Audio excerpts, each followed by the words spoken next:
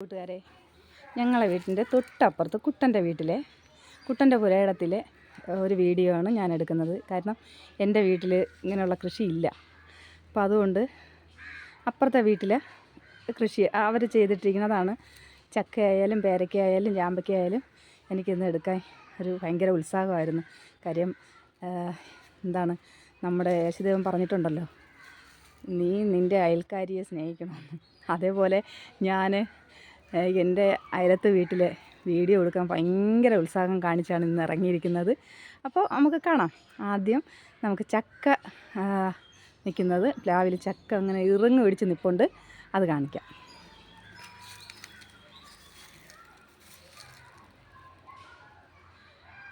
ഞങ്ങളുടെ വീട്ടിൽ പ്ലാവുണ്ട്, പക്ഷേ ചക്കയൊന്നും ആയിട്ടില്ല. ഒന്നോ രണ്ടോ ഒക്കെ ഉണ്ട്. പക്ഷേ ഇതിലങ്ങനെയല്ല, ഇതിൽ ഒരുപാട് പിടിക്കുന്നതാണ്. അപ്പോൾ ഞാൻ വിചാരിച്ച് മുട്ടിനെ ഉണ്ട്. കണ്ട, നല്ല ഭംഗിക്ക് നിൽക്കുകയാണ്. നല്ല ചക്കയാണ്, നല്ല ടേസ്റ്റാണ്. വെപ്പിനൊക്കെ നല്ല ടേസ്റ്റുള്ള ചക്കയാണ്. ഇത് ഞങ്ങൾ വെച്ചിട്ടുണ്ട്.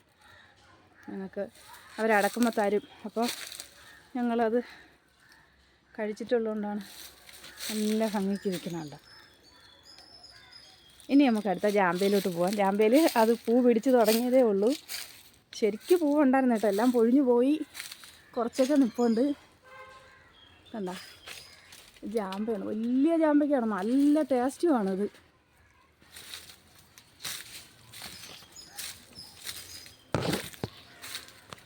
ഇടയ്ക്കൊരു പോലെ നിൽപ്പുണ്ട് കേട്ടോ, അത് നല്ല.